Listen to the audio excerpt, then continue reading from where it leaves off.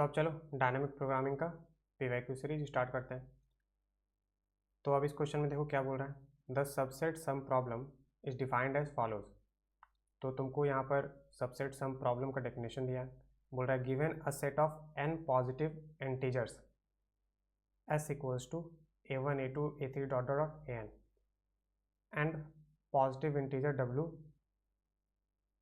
is there a subset of s whose elements sum to w। तो तुम्हारे यहाँ पर क्वेश्चन में एक सबसेट सम प्रॉब्लम को डिफाइन किया है।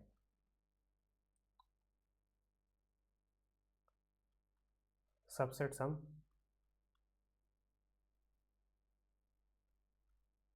प्रॉब्लम को डिफाइन किया है, ठीक है। तो इस क्वेश्चन में सबसेट सम प्रॉब्लम को डिफाइन किया है, ठीक है। तो सबसेट सम प्रॉब्लम क्या है, अब उसका डेफिनेशन दिया हुआ है तो हम बता रहे हैं। तो बोल रहा है कि तुमको set of n positive integers दिया है, set of n positive integers दिया है a1 a2 a3 dot dot an, ठीक है। और एक पॉजिटिव इंटीजर w दिया, एक पॉजिटिव इंटीजर w दिया। तो अब क्वेश्चन ये है कि क्या इस सेट S में, क्या इस सेट S में कोई ऐसा सबसेट प्रेजेंट है जिसके एलिमेंट्स का सम W के बराबर हो, ठीक है। तो क्वेश्चन ये है कि क्या इस सेट S में कोई ऐसा सबसेट ऑफ एलिमेंट्स प्रेजेंट है जिन एलिमेंट्स का सम W के बराबर हो, ठीक है। तो elements of subset is elements of subset of S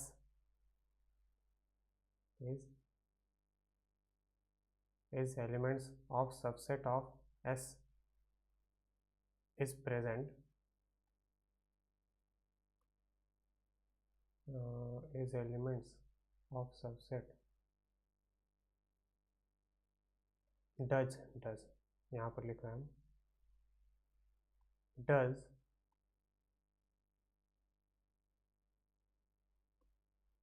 does subset of set S exist whose elements sum is W। ये क्वेश्चन, ठीक है। तो फिर से बताते रहे कि तुम्हारे क्वेश्चन में एक सबसेट सम प्रॉब्लम को डिफाइन किया है। तो ये प्रॉब्लम क्या बोल रहा है कि तुमको एक सेट S दिया है जिसमें n पॉजिटिव इंटीजर्स है और एक इंटीजर W दिया है, ठीक है। तो अब क्वेश्चन ये है, ठीक है, अब प्रॉब्लम ये है कि क्या इस सेट S में कोई सबसेट ऑफ एलिमेंट्स प्रेजेंट है जिन एलिमेंट्स का सम W के बराबर हो, ठीक है। तो यही है तुम्हारा सबसेट सम प्रॉब्लम। तो does subset of S exist whose element sum is W, ठीक है। तो ये है तुम्हारा सबसेट सम प्रॉब्लम, ठीक है। तो बेसिकली हमको क्या करना है, हमको पता करना है कि क्या इस सेट S में कोई सबसेट ऑफ एलिमेंट्स है जिनका सम W के बराबर हो। तो ये हमको फाइंड आउट करना है, ठीक है। फिर आगे देखो क्वेश्चन में क्या बोल रहा है, अ डायनामिक प्रोग्राम, ठीक है, a dynamic program for solving this problem uses a two dimensional Boolean array x with n rows and w plus 1 column. तो बोल रहा है कि कोई डायनामिक प्रोग्राम है, ठीक है। डायनामिक प्रोग्राम मतलब डायनामिक प्रोग्रामिंग का यूज़ कर रहा है वो प्रोग्राम। तो कोई एक डायनामिक प्रोग्राम है जो इस प्रॉब्लम को सॉल्व करने के लिए 2-डायमेंशनल बूलियन एरे को यूज़ कर रहा है, ठीक है। इस प्रॉब्लम को सॉल्व करने के लिए 2-डायमेंशनल मतलब 2-डायमेंशनल बूलियन एरे को यूज़ कर रहा है। बूलियन एरे मतलब ऐसा एरे जो ट्रू या फॉल्स यही वैल्यूज़ को स्टोर कर सकता है, ठीक है। बूलियन एरे मतलब ऐसा एरे जो ट्रू या फॉल्स को ही सिर्फ नहीं होता है, स्टोर कर सकता है, ठीक है। हाँ, तो बोल रहा है कि कोई एक तुम्हारा डायनेमिक प्रोग्राम है जो 2D बूलियन एरे को यूज़ कर रहा है, ठीक है, टू सॉल्व दिस प्रॉब्लम। ठीक है, तुम्हारा कोई एक डायनेमिक प्रोग्राम है जो 2D बुलियन एरे को यूज़ कर रहा है to solve this subset sum problem. ठीक है, और ये 2D बुलियन एरे का तुमको साइज भी दिया है, क्या है, n रोज। इसको अब कर रहे हैं या थोड़ा नीचे कर रहे हैं, क्या कर रहे हैं, थोड़ा नीचे ही करते हैं।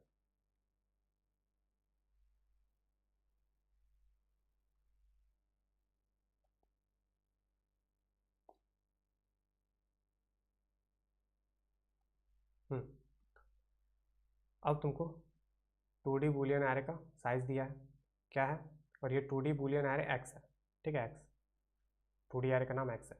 इसमें साइज तुमको दिया n रोज है, n रोज है, और w+1 कॉलम्स है। ठीक है, तो इसको सेपरेट कर दे रहे हैं।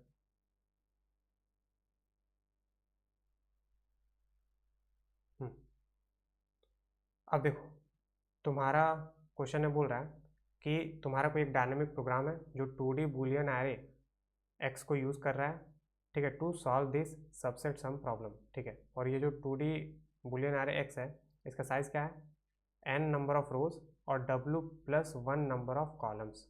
और ये nw क्या है, तो n है तुम्हारा number of elements in set s, और w क्या है, w वो इंटीजर है जिसका सम तुमको फाइंड आउट करना है।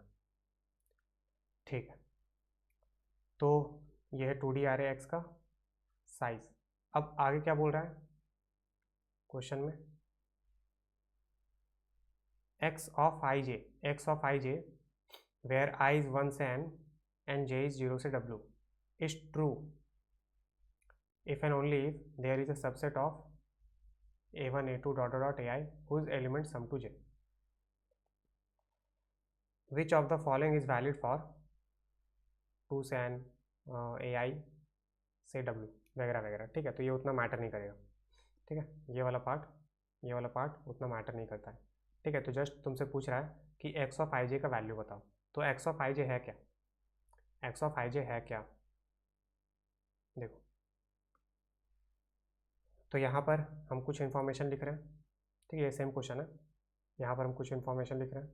पहला इन्फॉर्मेशन क्या दिया है कि तुमको यहाँ पर एक नहीं होता है, बोला है कि एक डायनेमिक प्रोग्राम है जो इस प्रॉब्लम को सॉल्व कर रहा है using 2 dimensional array, 2D array. ठीक है, और ये बूलियन एरे, ये जो 2D एरे है, बूलियन एरे मतलब ट्रू और फॉल्स स्टोर कर सकता है। और 2D एरे का साइज़ क्या है, n number of rose and w+1 number of columns. ठीक है, अब तुमको फाइंड आउट करना है x of i j, x of i j मतलब, तो यहाँ पर ये थोड़ा सा बोल सकते हो कि ये जो x ऑफ i j है, इसका मतलब है x ऑफ i, j। ठीक है, तो ये बहुत ही बोल सकते हो कि नहीं होता है, इनफॉर्मल टर्म में लिखा हुआ है, लेकिन इसका फॉर्मल टर्म ये है x ऑफ i j। तो ये तुमको देख के समझ में आ गया होगा, क्योंकि ये जो 2D एरे का नाम क्या है, 2D एरे x। ठीक है, तो x ऑफ i j का मतलब क्या है कि एरे x के row number i column number j वाले सेल में क्या वैल्यू है, x ऑफ i j का मतलब वही है। तो ये हो गया फॉर्मल टर्म और ये हो गया इनफॉर्मल टर्म। ठीक है, तो x ऑफ i j का मतलब ये है, कंफ्यूज मत होना। ठीक है, तो अब देखो क्वेश्चन ने बोला x of i j where i is 1 से n एंड j इज 0 से w। तो बोला है कि जो i है, मतलब जो रो का इंडेक्स है वो है 1 to n, जो रो का इंडेक्स है वो है 1 to n, क्योंकि ये जो पहला स्क्वायर ब्रैकेट है रो को रिप्रेजेंट करता है, दूसरा स्क्वायर ब्रैकेट कॉलम को रिप्रेजेंट करता है 2D एरे में। ठीक है, तो i क्या है, रो नंबर, तो रो नंबर का इंडेक्स बोला है जो i है 1 से n वैरी करेगा, तो मतलब रो का इंडेक्स क्या है 1 to n, और कॉलम का इंडेक्स क्या है 0 से लेके w तक। देख सकते हो क्वेश्चन में दिया है j इज 0 to w। ठीक है, यहाँ देखो, यहाँ देखो j इज 0 से w। ठीक है, तो मतलब कॉलम का इंडेक्स कहाँ से कहाँ तक, कॉलम का इंडेक्स है 0 से w। ठीक है, और ये n क्या है, number of elements in set s, और w क्या है, जिसका सम तुमको फाइंड आउट करना है। ठीक है, तो आगे बोल रहा है तो ये पूरा बोल रहा था कि एक्स ऑफ आई जे, ठीक है, दिस इज ट्रू, तो x of i j is true if and only if there is a subset of a1 a2 dot dot ai whose element sum to j। तो x of i j क्या है? x of i जे का मतलब यहाँ पर तुमको बोला है कि x of i j is true if and only if there is a subset of a1 to ai, there is a subset of a1 to ai whose element sum to j, whose element sum to j, whose element sum to j, whose element sum to j। तो अब देखो यहाँ पर basically क्या किया कि मेरा original problem क्या है? मेरा ओरिजिनल प्रॉब्लम है कि मेरे पास n एलिमेंट्स है, मेरे पास n एलिमेंट्स है और हमको क्या चाहिए? सम w, ठीक है। अब लेकिन यहाँ पर तुमको n और w के टर्म्स में नहीं पूछा है, तुमको यहाँ पर देखो किसके टर्म में पूछा है? i और j के टर्म में। तो i क्या है?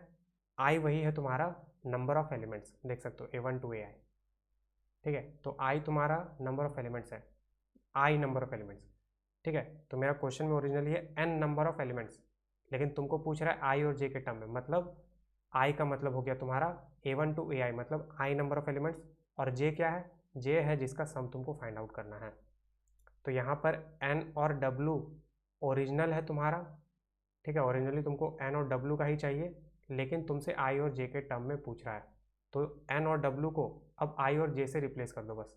तो n एलिमेंट्स मतलब n को i से रिप्लेस कर दो, i नंबर ऑफ एलिमेंट्स, और w को j से रिप्लेस कर दो, मतलब अब j का तुमको सम चाहिए, ठीक है। तो अब i नंबर ऑफ एलिमेंट से तुमको j का सम चाहिए, तो अब हमको x ऑफ आई जे के लिए इक्वेशन लिखना है, देख सकते हो। अब यहाँ पर देखो x ऑफ आई जे के लिए इक्वेशन लिखना है, ठीक है। हाँ, तो अब देखो यहाँ पर 2D array यूज़ कर रहा है, 2D array is a table, तो यहाँ पर basically bottom up approach use करने के लिए बोल रहा है। याद करो हम बताए थे बॉटम अप अप्रोच क्या है? इटरेटिव और टैबुलर मेथड। तो यहाँ पर जो टेबल जो वर्ड है ना, टैबुलर मतलब टेबल, तो यहाँ पर जो टेबल वर्ड है ना, ये जो टेबल है एरे वगैरह ही होता है, चाहे वो 1D array हो अकॉर्डिंग टू द रिक्वायरमेंट, चाहे वो 1D array हो या 2D array हो, ठीक है। तो ये जो 1D array 2D array 3D array है, यही तुम्हारा यहाँ पर टेबल का मतलब है। तो bottom up approach tabular method इसलिए बोलते हैं क्योंकि वहाँ पर टेबल यूज़ होता है, टेबल मतलब एरे टाइप का कुछ यूज़ होता है, चाहे वो 1D array हो 2D array हो 3D array, ठीक है। तो बॉटम अप अप्रोच को इसीलिए टेबुलर मेथड बोलते हैं क्योंकि ये एरे वगैरह यूज़ करता है,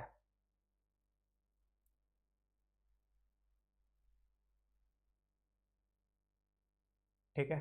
तो आई होप समझ में आ गया होगा, ठीक है। वैसे टॉप डाउन अप्रोच भी एरे वगैरह को यूज़ करता है, ठीक है, लेकिन टॉप डाउन अप्रोच में मेनली हम जो इसको सॉल्व करते हैं यूजिंग रिकर्सिव मेथड ही सॉल्व करते हैं, ठीक है। ये जो 2D array 1D array है, ये तुम्हारा टॉप डाउन अप्रोच भी यूज़ करता है, लेकिन टॉप डाउन अप्रोच में भले ही हम लोग 1D array 2D array को यूज़ कर रहे हैं, लेकिन इसको हम लोग रिकर्सिव मेथड से ही सॉल्व करते हैं। लेकिन बॉटम अप अप्रोच में हम लोग ये जो 1D array 2D array use कर रहे हैं, ये बोल लो कि यहाँ पर कोर पार्ट है, ठीक है। टॉप डाउन अप्रोच का ये 1D array 2D array use कर रहे हैं टू स्टोर द वैल्यूज़, ठीक है। लेकिन जो टॉप डाउन अप्रोच में जो मेरा कोर पार्ट है वो है रिकर्सिव पार्ट, कि टॉप डाउन अप्रोच को हम लोग सॉल्व भी करते हैं यूजिंग रिकर्शन।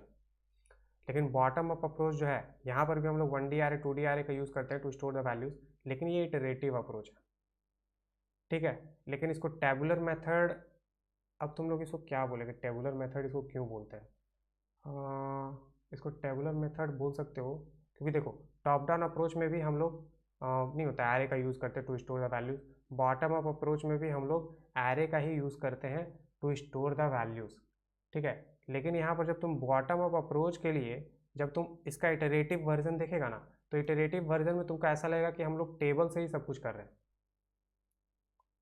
ठीक है। लेकिन जब तुम top down approach method use करेगा तो तुमको क्लियरली दिखेगा कि हम लोग रिकर्सन का यूज़ कर रहे हैं, ठीक है, और एरे का यूज़ कर रहे हैं just to store the values in top down approach, ठीक है। तो इसीलिए टॉप डाउन अप्रोच को हम लोग रिकर्सिव अप्रोच बोल रहे हैं क्योंकि मेनली यहाँ पर रिकर्शन यूज़ करते हैं, और बॉटम अप्रोच का हम इटरेटिव अप्रोच इसलिए बोल रहे हैं, ठीक है। बॉटम अप अप्रोच को हम लोग इटरेटिव अप्रोच इसलिए बोल रहे हैं क्योंकि यहाँ पर हम इटरेटिव मेथड का यूज़ करते हैं, रिकर्शन का यूज़ नहीं करते, ठीक है। और यहाँ पर टेबुलर मेथड क्यों बोलते हैं? तो बेसिकली ऐसा समझ लो कि जब तुम बॉटम अप अप्रोच को सॉल्व करते हो ना, जब तुम बॉटम अप अप्रोच को सॉल्व करते हो तो यहाँ पर table is the core part. Top down approach में जो हम लोग एरे का यूज़ कर रहे हैं just to store the values, ठीक है, just to store the values, ठीक है। तो टॉप डाउन अप्रोच में बेसिकली जो हम लोग एरे का यूज़ कर रहे हैं just to store the values, लेकिन बॉटम अप अप्रोच में जब तुम सॉल्व करते हो ना तो सब कुछ टेबल से ही अपना काम हो रहा होता है, ठीक है। तो इसीलिए बेसिकली समझ लो कि बॉटम अप्रोच को टेबुलर मेथड बोलते हैं, ठीक है। तो ध्यान रखना, ऐसा नहीं है कि टॉप डाउन अप्रोच में हम लोग एरे का यूज़ नहीं करते हैं। टॉप डाउन अप्रोच में भी हम लोग एरे का यूज़ करते हैं to store the values, bottom up approach में भी हम लोग एरे का यूज़ करते हैं टू स्टोर द वैल्यूज़। तो यहाँ पर इसको लिखना सही नहीं होगा। हाँ, तो देखो, हम लोग टॉप डाउन अप्रोच में भी हम लोग एरे का यूज़ करते हैं to store the values, bottom up approach में भी हम लोग एरे का यूज़ करते हैं टू स्टोर द वैल्यूज़, लेकिन टॉप डाउन अप्रोच में हम लोग रिकर्सिव मेथड का यूज़ करते हैं, ठीक है, लेकिन बॉटम अप अप्रोच में हम लोग इटरेटिव मेथड का यूज़ करते हैं। तो जब तुम बॉटम अप अप्रोच यूज़ करेगा ना तो तुमको वो फील आएगा that you are completely dependent on the table या एरे, लेकिन टॉप डाउन अप्रोच जब तुम यूज़ करोगे तो तुमको फील आएगा कि यार इसमें तो मेनली रिकर्सन है, हम लोग जस्ट एरे को यूज़ कर रहे हैं टू स्टोर द वैल्यूज़, ठीक है। तो वो फील के कारण बोल सकते हो कि इसको ऐसा नाम दिया गया, ठीक है, वो फील के कारण कि टॉप डाउन अप्रोच में तुमको लगेगा कि just to store the values हम एरे को यूज़ कर रहे हैं, इसीलिए मेमोराइजेशन मतलब कि याद रखने के लिए, स्टोर द वैल्यूज याद रखने के लिए। तो इसीलिए टॉप डाउन अप्रोच जब तुम सॉल्व करेगा तो तुमको फील आया कि यार इसमें जो एरे यूज़ कर रहे हैं just to store the values, इसीलिए देखो इसको नाम दिया गया मेमोराइजेशन, कि याद रखने के लिए कि अच्छा हम ये ऑलरेडी इवेल्युएट कर चुके हैं, टू स्टोर द वैल्यूज। तो इसीलिए टॉप डाउन अप्रोच को बोलते हैं मेमोराइजेशन, कि जस्ट याद रखने के लिए हम लोग एरे का यूज़ कर रहे हैं, ठीक है। अदरवाइज टॉप डाउन अप्रोच में हम लोग मेनली रिकर्सन का यूज़ करते हैं, ठीक है। मेनली क्या, टॉप डाउन अप्रोच में हम लोग रिकर्सन का ही यूज़ करते हैं, ठीक है। एंड एरे का यूज़ क्यों करते हैं, टू स्टोर द वैल्यूज, इसलिए इसको बोलते हैं मेमोराइजेशन, कि याद रखने के लिए हम वैल्यू को स्टोर कर रहे हैं, ठीक है। तो ये है टॉप डाउन अप्रोच। और बॉटम अप्रोच क्या है, इटरेटिव मेथड, ठीक है। और यहाँ पर भी हम लोग एरे का यूज़ करते हैं टू स्टोर द वैल्यूज़, लेकिन जब तुम बॉटम अप अप्रोच तुम यूज़ करोगे ना तुमको फील आएगा कि सब कुछ टेबल से ही हम लोग कर रहे हैं, ठीक है, इसीलिए इसको बोलते हैं टैबुलर मेथड, ठीक है। तो जस्ट वो फील के कारण ऐसा बोल सकते हो कि जस्ट वो फील के कारण टॉप डाउन अप्रोच को हम लोग मेमोराइजेशन अप्रोच बोलते हैं और बॉटम अप अप्रोच को हम लोग टैबुलर मेथड बोलते हैं, जस्ट वो फील के कारण। अदरवाइज दोनों ही एरे को यूज़ कर रहा है टू स्टोर द वैल्यूज़, बस तरीका अलग है कि टॉप डाउन अप्रोच में हम लोग रिकर्सिव यूज़ करते हैं मेथड, और बॉटम अप अप्रोच में हम लोग इटरेटिव मेथड यूज़ करते हैं जस्ट, लेकिन वो फील के कारण नाम अलग हो गया कि टॉप डाउन अप्रोच में हम लोग मेमोराइजेशन यूज़ करेंगे, सॉरी, जस्ट वो फील के कारण नाम अलग हो गया, top down approach is the memorisation technique and bottom up approach is the tabular technique, ठीक है। तो आई होप समझ में आ गया होगा कि हम क्या कहना चाह रहे हैं, ठीक है, ठीक है। तो अभी इधर तो यहाँ पर जो है, अब यहाँ पर देखो, हाँ, अब यहाँ पर एक और चीज़ कि टॉप डाउन अप्रोच जैसा कि हम बोले, टॉप डाउन अप्रोच जैसा कि हम बोले कि ये है रिकर्सिव मेथड, तो यहाँ पर रिकर्सिव इक्वेशन लिखते हैं, और बॉटम अप अप्रोच क्या है, इटरेटिव मेथड, तो यहाँ पर रिकर्सिव इक्वेशन नहीं लिखते लेकिन इक्वेशन लिखते हैं। और यहाँ जो इटरेटिव मेथड वाला इक्वेशन होता है ना, जो इटरेटिव मेथड वाला इक्वेशन होता है, ये जो इक्वेशन है ये सेम इक्वेशन है टॉप डाउन अप्रोच का रिकर्सिव इक्वेशन जैसा, same as recursive equation of top down approach,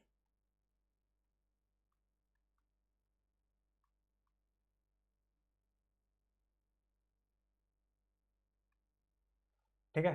तो जैसा कि हम बोले कि टॉप डाउन अप्रोच में हम लोग रिकर्सिव इक्वेशन लिखते हैं, और बॉटम अप अप्रोच में भी हम लोग इक्वेशन लिखते हैं, ठीक है, एक इक्वेशन लिखते हैं, और ये जो इक्वेशन होता है ना वो सेम इक्वेशन होता है जो रिकर्सिव नहीं होता, जो रिकर्सिव इक्वेशन लिखते हैं हम लोग टॉप डाउन अप्रोच के लिए, ठीक है। तो जो बॉटम अप अप्रोच में जो इटरेटिव हम लोग इक्वेशन लिखते हैं वो सेम इक्वेशन होता है जैसा हम लोग टॉप डाउन अप्रोच के लिए रिकर्सिव इक्वेशन लिखते हैं,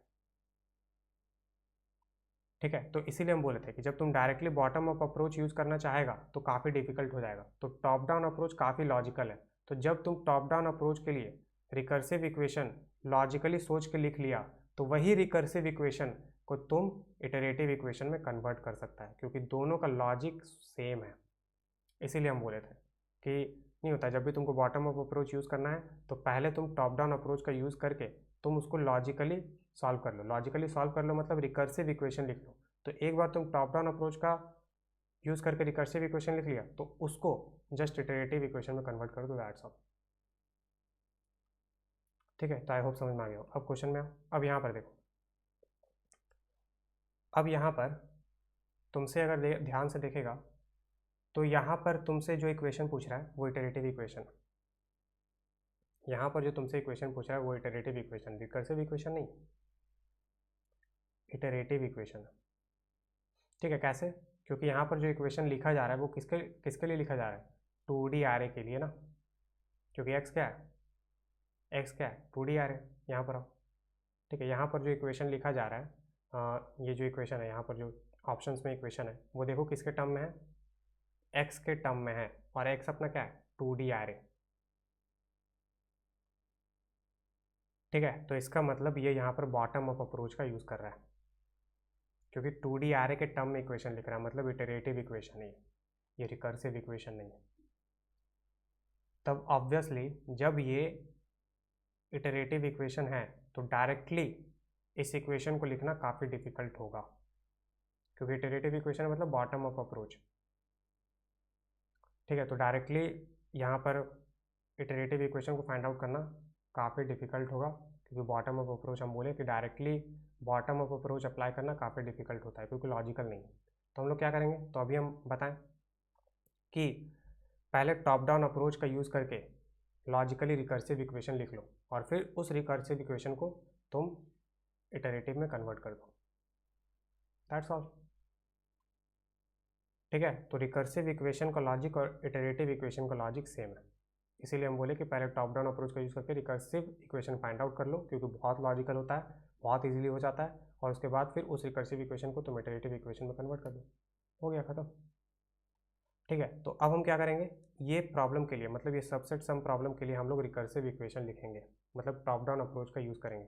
तो टॉप डाउन अप्रोच मतलब रिकर्सिव इक्वेशन लिखना है, तो इस सबसेट सम प्रॉब्लम को हम लोग सॉल्व करेंगे यूजिंग टॉप डाउन अप्रोच। मतलब हम लोग पहले रिकर्सिव इक्वेशन क्रिएट करेंगे, और एक बार रिकर्सिव इक्वेशन क्रिएट कर लिए तो उसको फिर इटरेटिव में कन्वर्ट कर देंगे। इटरेटिव में कन्वर्ट करना कोई बहुत बड़ा बात नहीं है, जस्ट क्या करना है तुमको इटरेटिव में कन्वर्ट करने के लिए, तो रिकर्सिव इक्वेशन लिख रहे हैं मतलब वहाँ ब्रैकेट होगा, मतलब वहाँ नॉर्मल ब्रैकेट होगा, जस्ट उसको तुम स्क्वायर में कन्वर्ट कर दो, यही है तुम्हारा इटरेटिव। हमको पता है कि तुमको बहुत बड़ा जोक लग रहा होगा कि सर ये क्या बोल रहे हैं आप, लेकिन यही फैक्ट है। ठीक है, कि जो रिकर्सिव इक्वेशन में जो तुम रिकर्सिव इक्वेशन लिखेगा वहाँ नॉर्मल ब्रैकेट का यूज़ करते हैं, उस नॉर्मल ब्रैकेट को तुम यहाँ पर स्क्वायर ब्रैकेट में कन्वर्ट कर दो, यही है तुम्हारा इटरेटिव इक्वेशन।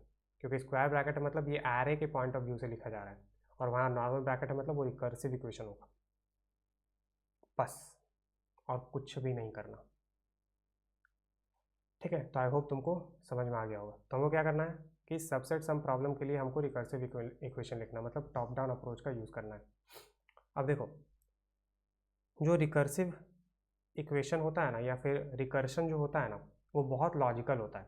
मतलब किसी भी प्रॉब्लम के लिए अगर तुमको रिकर्सिव इक्वेशन लिखना है ना, तो उस प्रॉब्लम के लिए लॉजिक सोच लो। अगर तुम उस प्रॉब्लम का लॉजिक सोच पाया तो वही है उसका रिकर्सिव इक्वेशन। अगर किसी भी प्रॉब्लम के लिए तुमको रिकर्सिव सॉल्यूशन लिखना है या रिकर्सिव इक्वेशन लिखना है, तो उस प्रॉब्लम का लॉजिक सोच लो कि ये ऐसे सॉल्व होगा, वही है उसका रिकर्सिव सॉल्यूशन।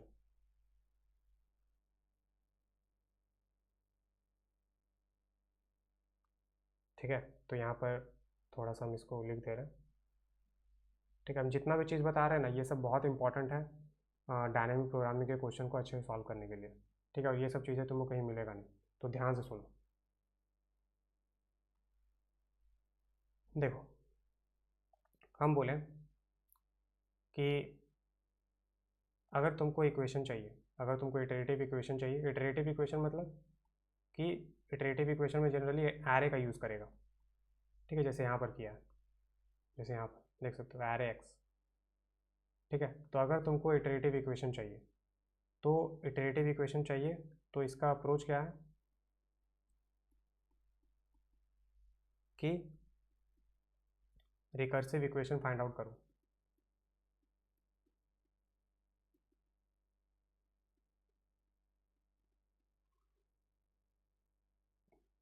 ठीक है, तो रिकर्सिव इक्वेशन एक बार फाइंड आउट कर लिया। अब क्या करो, कन्वर्ट टू, ठीक है, तो तुमको इटरेटिव इक्वेशन चाहिए। ठीक है, तुमको इटरेटिव इक्वेशन चाहिए, तो क्वेश्चन मार्क मतलब चाहिए, तुमको इटरेटिव इक्वेशन चाहिए, तो उसका अप्रोच बता रहे हैं। तो क्या करो, पहले रिकर्सिव इक्वेशन फाइंड आउट करो, और इस रिकर्सिव इक्वेशन को क्या करो, कन्वर्ट टू इटरेटिव इक्वेशन। कैसे कन्वर्ट करेंगे, जस्ट नॉर्मल ब्रैकेट को स्क्वायर ब्रैकेट में कन्वर्ट करो, that's all.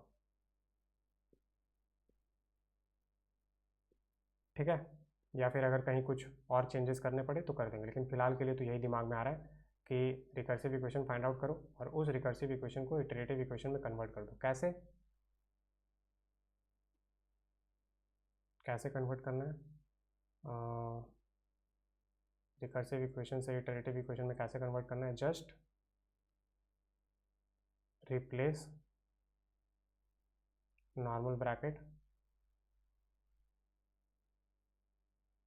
To square bracket.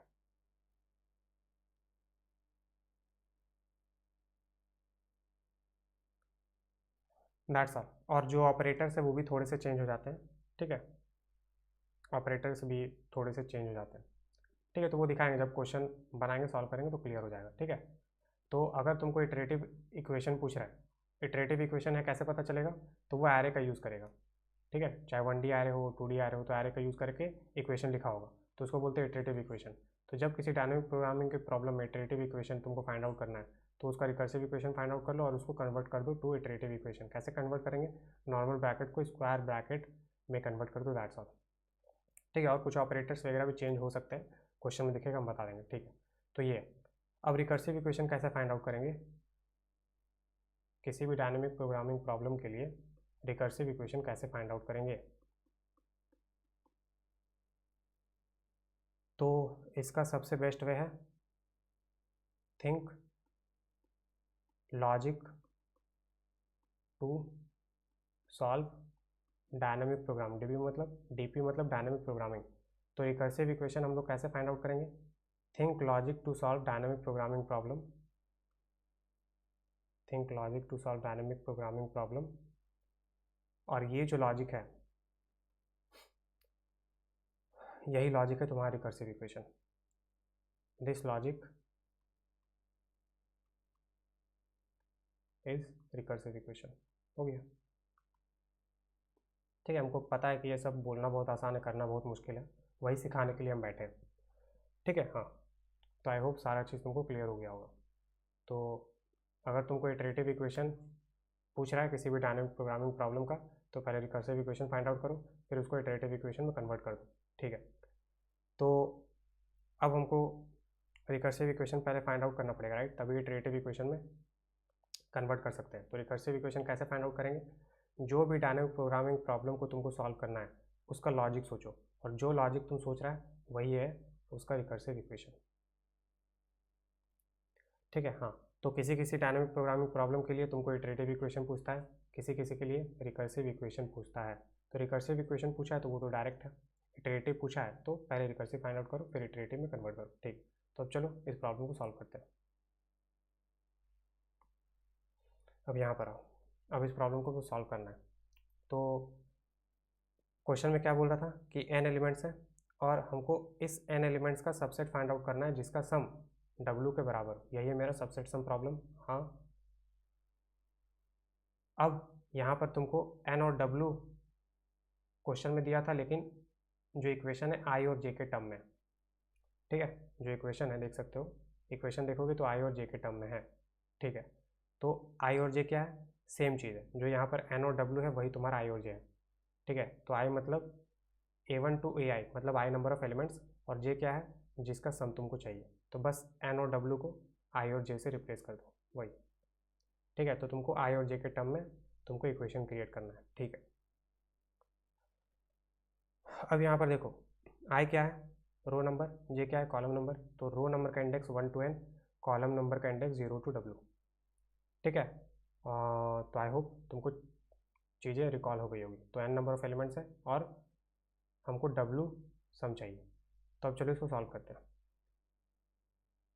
तो देखो हम बोले कि पहले प्रॉब्लम का लॉजिक सोचो, प्रॉब्लम का लॉजिक सोचने के बाद उसका रिकर्सिव इक्वेशन लिखो, फिर उसको इटरेटिव में कन्वर्ट कर दो, ठीक है। तो अब देखो हम क्या करने वाले हैं।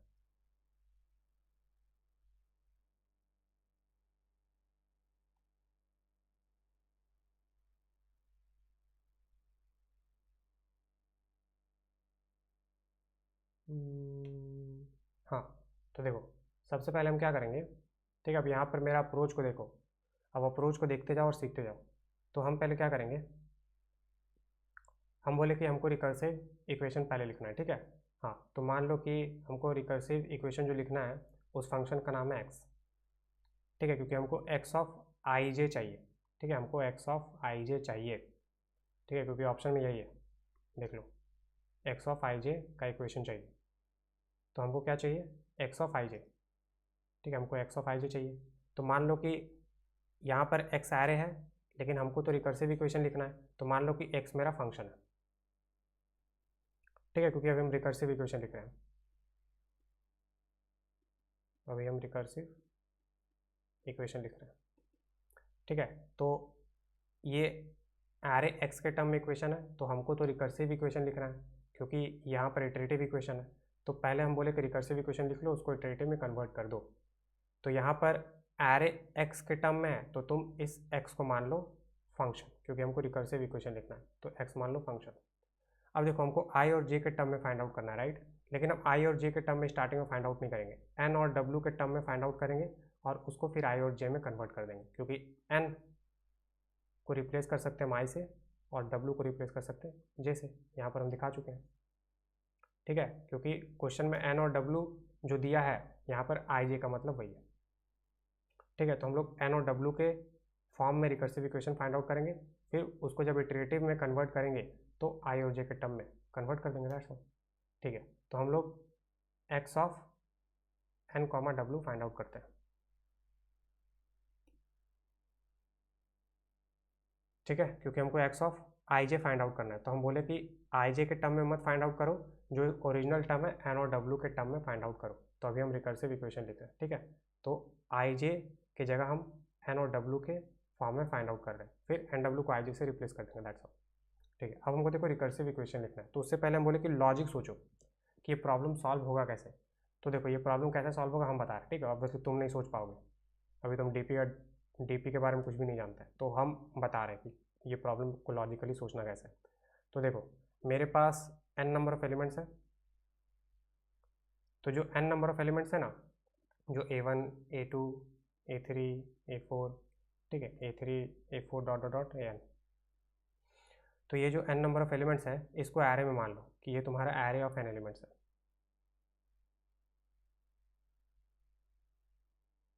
ठीक है। तो मान लो ये है एरे ऑफ n एलिमेंट्स, ठीक है। अब देखो हमको पता है कि x of n comma W में ये n क्या है, नंबर ऑफ एलिमेंट्स है। हमको पता है कि ये n जो है नंबर ऑफ एलिमेंट्स है, लेकिन इसको क्या अज्यूम करना ना कि ये तुम्हारा एरे का इंडेक्स है, assume array index,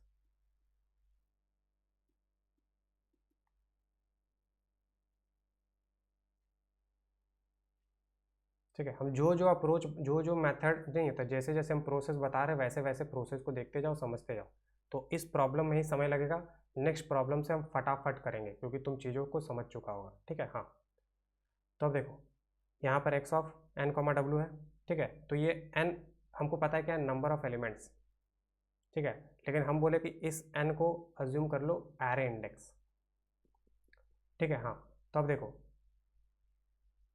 array index जो है अपने पास एन नंबर ऑफ एलिमेंट है, हाँ। तो अब क्या करो, इस एरे का इंडेक्स मार्क कर लो, कहाँ से, 1 to n, 1 2 3 dot dot N,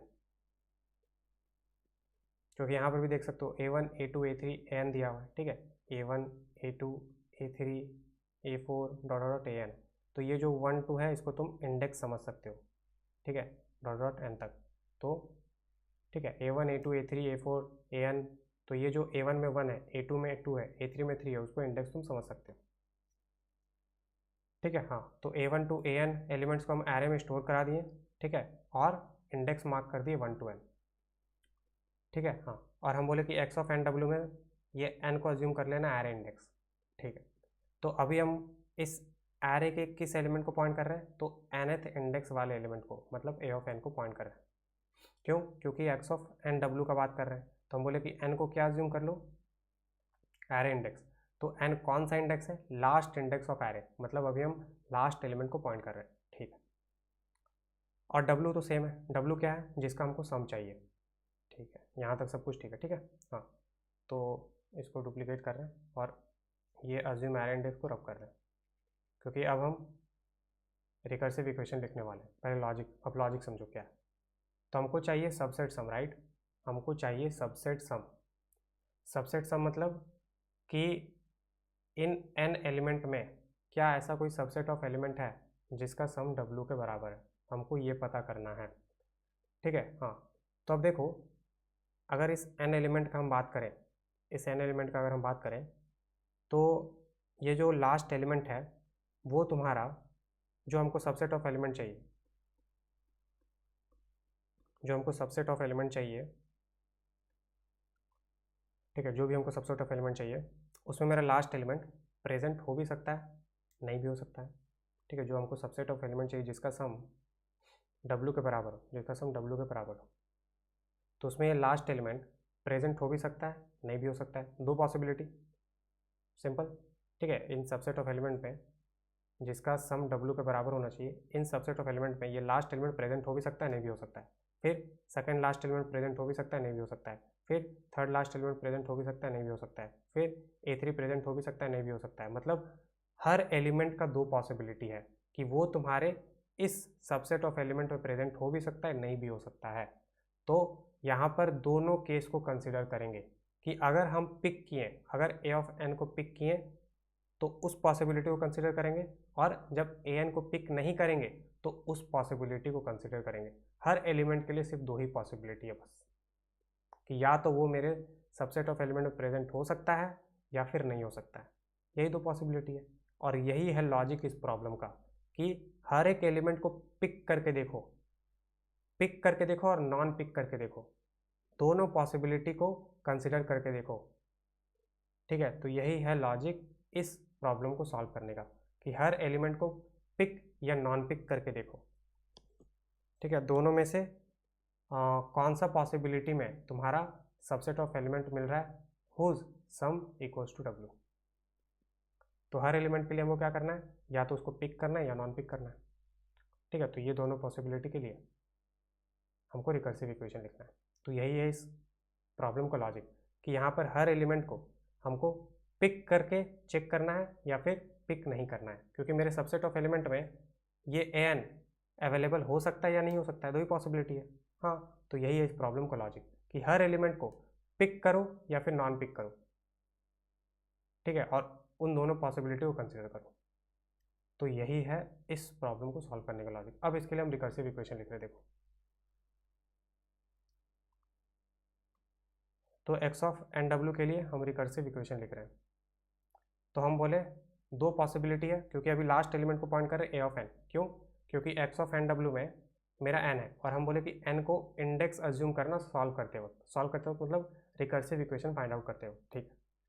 तो ये n मेरा इंडेक्स है, तो n कौन सा इंडेक्स है, लास्ट एलिमेंट का इंडेक्स है। तो लास्ट एलिमेंट को हम पिक कर भी सकते, नहीं भी कर सकते, मतलब मेरा लास्ट एलिमेंट इस सबसेट ऑफ एलिमेंट में हो भी सकता है, नहीं भी हो सकता है, तो दोनों पॉसिबिलिटी को कंसिडर करना है। तो आइदर पिक हम यहाँ लिख दे रहे हैं, आइदर पिक या फिर नॉन पिक, नॉन की जगह नॉट पिक, नॉट पिक, ठीक है। किसको, लास्ट एलिमेंट को, क्योंकि लास्ट एलिमेंट को पॉइंट कर रहे हैं, ठीक है। हाँ, तो अब देखो यहाँ पर इस प्रॉब्लम को हम सब प्रॉब्लम में डिवाइड कर रहे हैं, कैसे डिवाइड होगा आप देखो, x। तो अब देखो लास्ट एलिमेंट को कंसिडर कर लिए, तो लास्ट एलिमेंट को कंसिडर कर लिए, ठीक है, मान लो कि लास्ट एलिमेंट को पिक कर लिए, तो जब लास्ट एलिमेंट को पिक कर लिए तो लास्ट एलिमेंट का काम हो गया। तो अब मेरे पास कितना एलिमेंट बचा है चेक करने के लिए, n-1 एलिमेंट।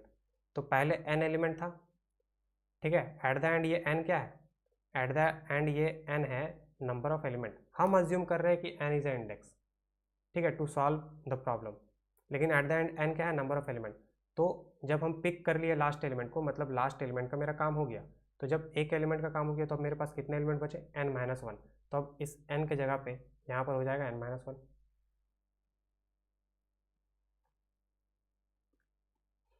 ठीक है। हाँ, तो अब ये w के जगह पे क्या होगा, क्या यहाँ पर सिर्फ w रहेगा, नहीं। देखो हम क्या कर रहे हैं, लास्ट एलिमेंट को पिक कर रहे हैं, मतलब लास्ट एलिमेंट को अपने सबसेट ऑफ एलिमेंट में ऐड कर रहे हैं, ठीक है। तो लास्ट एलिमेंट को पिक कर लिए मतलब कि वो एक ऐसा एलिमेंट है, पिक करने का मतलब क्या हुआ कि उसको अपने सबसेट ऑफ एलिमेंट में ऐड कर रहे हैं, मतलब उसको सम करने से मेरा w के बराबर होगा। पिक करने का मतलब ये है, पिक करने का मतलब क्या है कि हम a ऑफ n को सबसेट ऑफ एलिमेंट में ऐड कर रहे हैं। तो ये सबसेट ऑफ एलिमेंट कौन सा सबसेट है, जिन एलिमेंट का सम w के बराबर होगा। तो एक बार हम इस a ऑफ n को पिक कर रहे हैं मतलब इस सबसेट ऑफ एलिमेंट में ऐड कर रहे हैं, और नहीं पिक कर रहे हैं मतलब इस सबसेट ऑफ एलिमेंट में ऐड नहीं कर रहे हैं, ठीक है। हाँ, तो देखो जब इस a ऑफ n को पिक किया मतलब इस सबसेट ऑफ एलिमेंट में ऐड कर दिए, ठीक है। हाँ, तो अब मेरा सम का रिक्वायरमेंट क्या अभी भी w होगा, नहीं, तो कितना होगा w-an। क्यों, क्योंकि ये जो सबसेट ऑफ एलिमेंट में हम an को पिक कर लिए, तो an को पिक कर लिए तो अब मेरा टोटल सम का रिक्वायरमेंट w नहीं हो सकता। अब मेरा टोटल सम का रिक्वायरमेंट कितना है, w-an, मतलब कुछ ऐसा। इसको एग्जांपल समझना चाहो कि मान लो मेरा सम का रिक्वायरमेंट है 5, ठीक है, मान लो w=5 मेरा रिक्वायरमेंट है, और मेरे पास एलिमेंट्स हैं 1 3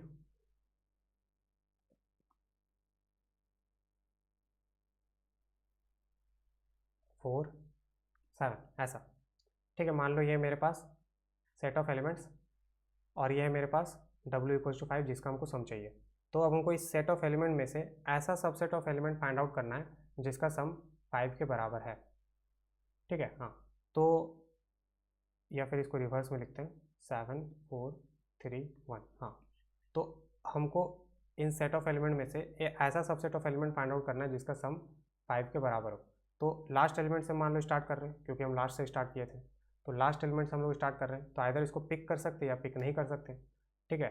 तो मान लो पिक कर लिए, मान लो इस 1 को पिक कर लिए, पिक कर लिए मतलब कि जो सबसेट ऑफ एलिमेंट मेरा रिक्वायरमेंट है, जो सबसेट ऑफ एलिमेंट मेरा रिक्वायरमेंट है, ठीक है, ये सबसेट ऑफ एलिमेंट क्या है, जिनका सम w के बराबर होगा, ठीक है। w मतलब यहाँ पर w=5, तो ये सबसेट ऑफ एलिमेंट क्या है, जिसका सम 5 के बराबर होगा, ठीक है, क्योंकि यहाँ पर w=5 अज्यूम किया है। हाँ, तो अब देखो, अब लास्ट एलिमेंट का बात हो रहा है, तो लास्ट एलिमेंट में दो पॉसिबिलिटी, आइदर पिक कर सकते हैं या नहीं कर सकते, ठीक है। तो मान लो पिक कर लिए, पिक कर लिए मतलब ये मेरे सबसेट ऑफ एलिमेंट में ऐड हो गया, तो 1 ऐड कर दिए, ठीक है।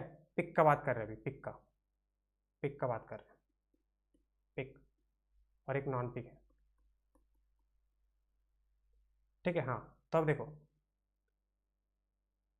हम ये लास्ट एलिमेंट को पिक कर लिए, तो जब लास्ट एलिमेंट को पिक किए तो ये मेरा उन सबसेट ऑफ एलिमेंट में ऐड हो गया जिन सबसेट ऑफ एलिमेंट का सम 5 होगा, ठीक है। हाँ, तो अब देखो जैसे ये लास्ट एलिमेंट हम अपने सबसेट ऑफ एलिमेंट में ऐड कर दिए, तो अभी भी क्या मेरा सम का रिक्वायरमेंट 5 है,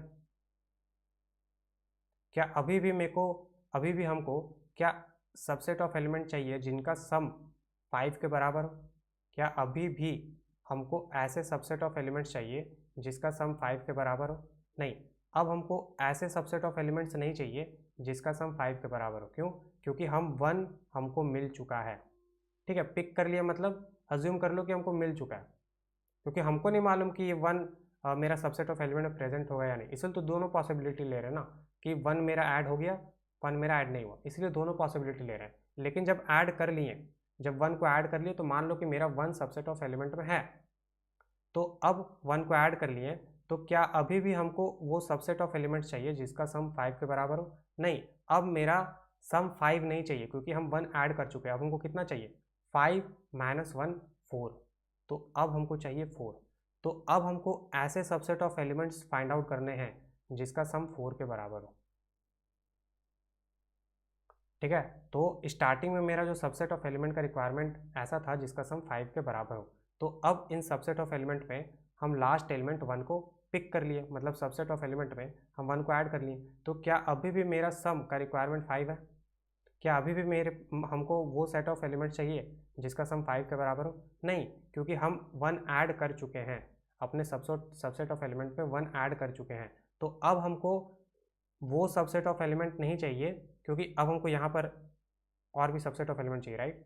यहाँ पर हमको और भी सबसेट ऑफ एलिमेंट चाहिए, क्योंकि मेरा 1 तो 5 के बराबर है नहीं, तो और भी सबसेट ऑफ एलिमेंट चाहिए। तो क्या अभी भी मेरे सबसेट ऑफ एलिमेंट चाहिए जिसका सम 5 के बराबर हो? नहीं, क्योंकि हम 1 ऑलरेडी ऐड कर चुके हैं। तो अब मेरा 5, तो अब हमको सम 5 नहीं चाहिए, अब हमको कितना चाहिए? तो 5 माइनस 1 विच इज़ 4, अब हमको 4 चाहिए। तो अब हमको जो सबसेट ऑफ एलिमेंट चाहिए उनका सम अब 4 के बराबर होना चाहिए, ना कि 5।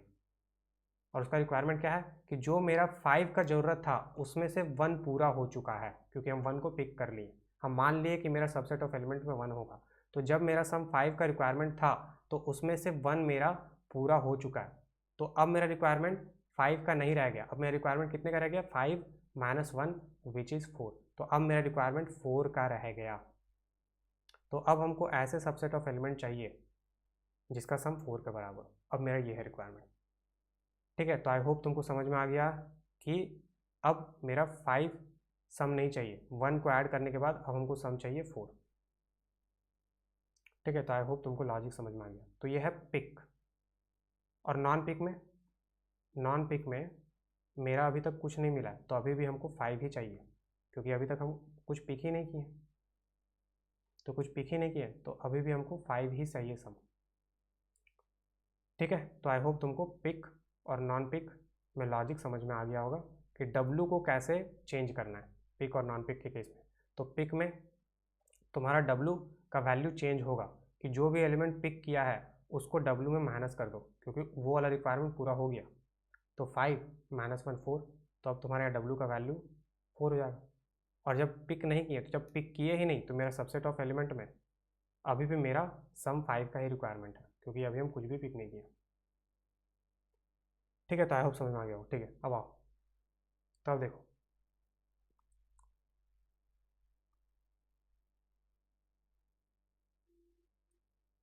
हाँ, तो हम बोले कि लास्ट एलिमेंट को पॉइंट कर रहे हैं, तो इसको पिक कर सकते हैं, नॉन पिक कर सकते हैं। दो पॉसिबिलिटी है, दोनों पॉसिबिलिटी को चेक करना हो, क्योंकि हर एलिमेंट को अपने सबसेट ऑफ एलिमेंट पे पिक कर सकते हैं या नॉन पिक कर सकते हैं। तो यही है लॉजिक इस प्रॉब्लम को सॉल्व करने का। तो लास्ट वाला एलिमेंट को पिक कर सकते हैं, नॉन पिक कर सकते हैं। तो हम जब पिक किए, तो अब लास्ट वाला एलिमेंट का काम हो गया, तो अब मेरे पास कितने एलिमेंट बचे? n-1 एलिमेंट, तो यहाँ लिख दिया n-1। ठीक है, तो जब हम इस लास्ट एलिमेंट को पिक कर लिए, तो अब मेरे पास कितना एलिमेंट बचा चेक करने के लिए? n-1 एलिमेंट, क्योंकि लास्ट एलिमेंट का काम हो गया। अब क्या W चेंज होगा? हाँ, क्योंकि हम पिक कर रहे हैं। तो कौन सा एलिमेंट पिक कर रहे हैं? Last element a of n। तो जब a ऑफ n को पिक कर लिए, तो अब मेरा सम का रिक्वायरमेंट क्या अभी भी W होगा? नहीं, W minus a of n, क्योंकि a ऑफ n का मेरा रिक्वायरमेंट पूरा हो गया। तो अब W minus a of n is the requirement, क्योंकि last element a of n pick कर लिए थे। तो ये है मेरा रिकर्सिव इक्वेशन, या फिर रिकर्सिव इक्वेशन मतलब रिकर्सिव इक्वेशन ही लिख रहे हैं। ये है मेरा सब प्रॉब्लम जब हम पिक करेंगे। और जब पिक नहीं करेंगे, नॉन पिक, तो इसका भी लिखते हैं अच्छे से। तो अब नॉन पिक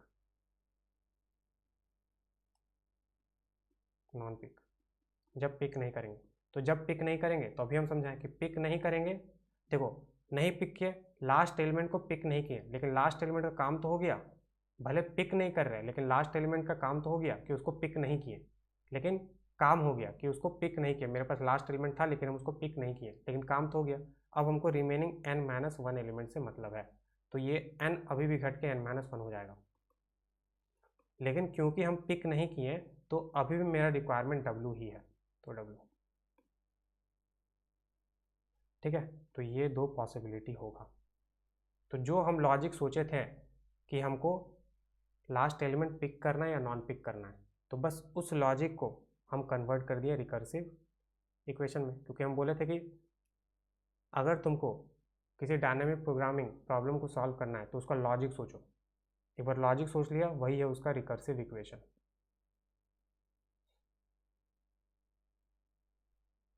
ठीक है, रिकर्सिव इक्वेशन मतलब टॉप डाउन अप्रोच। ठीक है, तो ही हम लॉजिक सोच लिए कि हमको क्या करना है कि हर एलिमेंट आइदर तुम्हारा सबसेट में प्रेजेंट हो सकता है या नहीं हो सकता है, तो पिक या नॉन पिक। तो हम लोग लास्ट एलिमेंट से स्टार्ट कर रहे हैं क्योंकि मेरे पास इंडेक्स n अवेलेबल है। हम बोले थे कि इस n को इंडेक्स अज्यूम कर लेना, तो लास्ट एलिमेंट को पॉइंट कर रहे हैं, तो उसको पिक या नॉन पिक दो पार्ट में डिवाइड कर दिए। तो अब यहाँ पर मेरा दो सब प्रॉब्लम आ गया।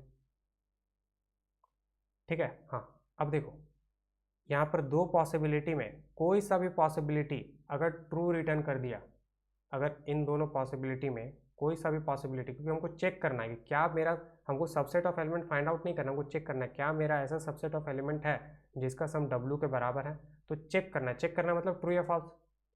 ठीक है, हाँ, तो अब देखो इन दो पॉसिबिलिटी में से अगर एक भी पॉसिबिलिटी एक्स ऑफ एन डब्ल्यू को ट्रू रिटर्न कर दिया तो इसका मतलब मेरे पास एक ऐसा सबसेट ऑफ एलिमेंट है जिसका सम W के बराबर है। ठीक है, तो मतलब इन दोनों में से कोई सा भी अगर एक ट्रू रिटर्न कर दिया एक्स ऑफ एन डब्ल्यू को, तो इसका मतलब ऐसा सबसेट ऑफ एलिमेंट्स है जिसका सम W के बराबर है। क्योंकि यही दो पॉसिबिलिटी है, राइट, यही दो पॉसिबिलिटी है। तो इन दो पॉसिबिलिटी में से कोई सा भी एक पॉसिबिलिटी अगर एक्स ऑफ एन डब्ल्यू को ट्रू रिटर्न कर दिया, मतलब कि एक ऐसा सबसेट ऑफ एलिमेंट एग्जिस्ट करता है जिसका सम W के बराबर है। ठीक है, तो मतलब इन दोनों में से कोई सा भी एक ट्रू रिटर्न कर दिया तो इन दोनों के बीच में क्या रिलेशन होगा, और का रिलेशनशिप।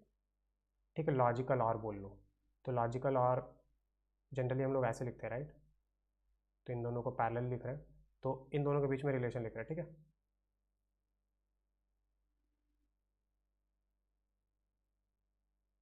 तो इसको रब कर रहे हैं।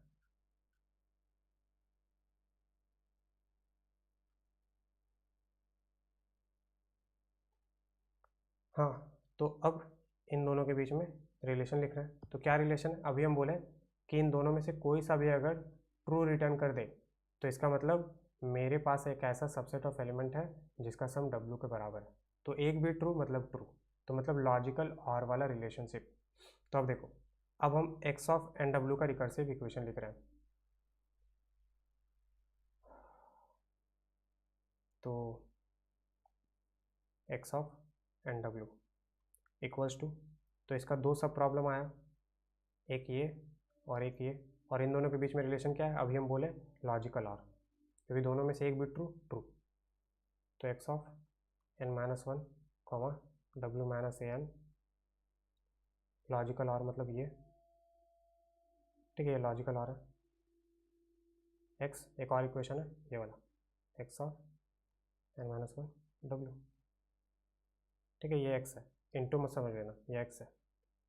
तो हो गया, यही है मेरा रिकर्सिव इक्वेशन।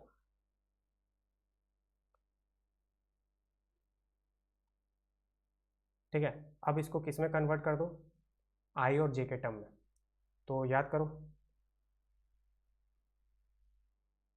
एन को रिप्लेस कर सकते आई से, डब्ल्यू को रिप्लेस कर सकते जे से, तो बस कहाँ गया, हाँ, तो एक्स ऑफ एन डब्ल्यू में एन को रिप्लेस कर दो आई से।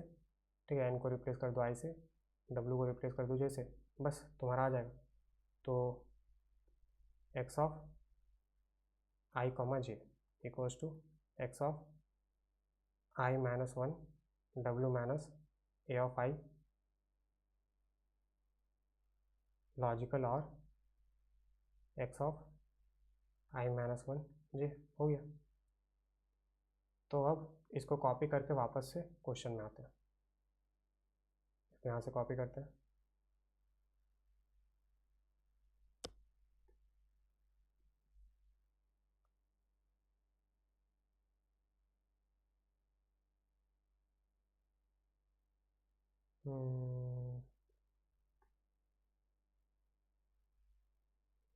यहाँ हमको थोड़ा सा स्पेस चाहिए तो रब करना होगा।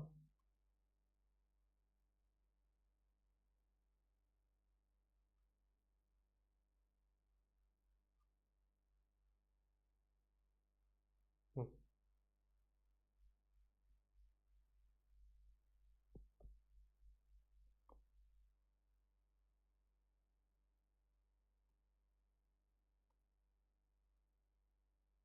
तो ये है मेरा रिकर्सिव इक्वेशन। ठीक है, तो इसको थोड़ा सा ऊपर करते हैं ताकि क्लियरली दिखे।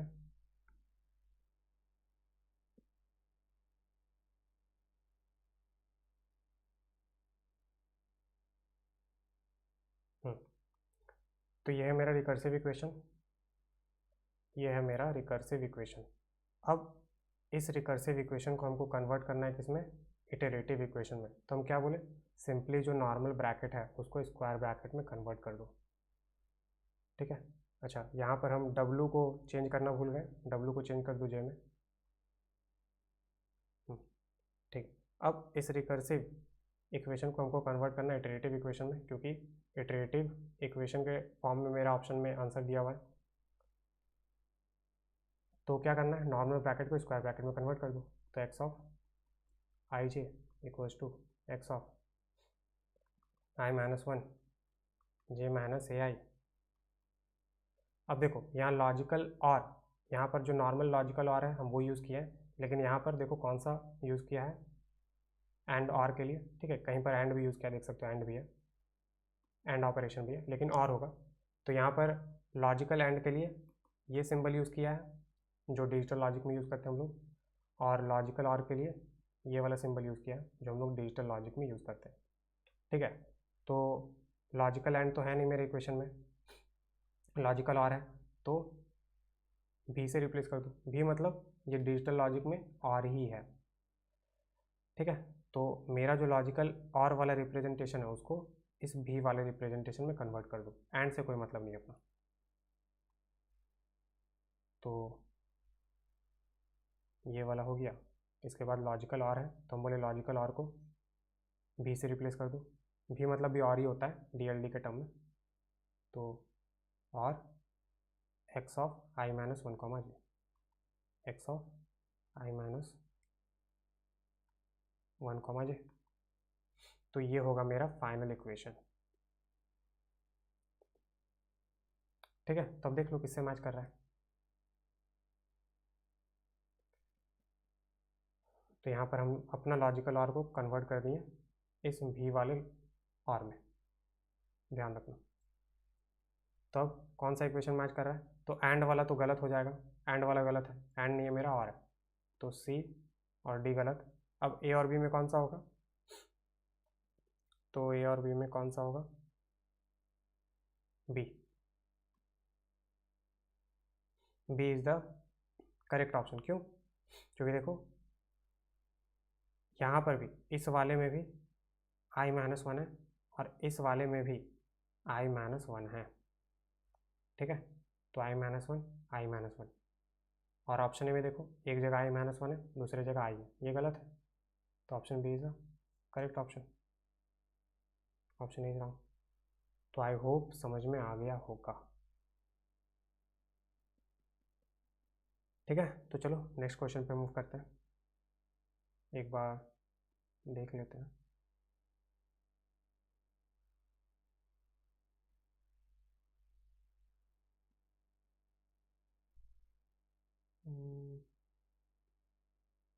कहाँ है,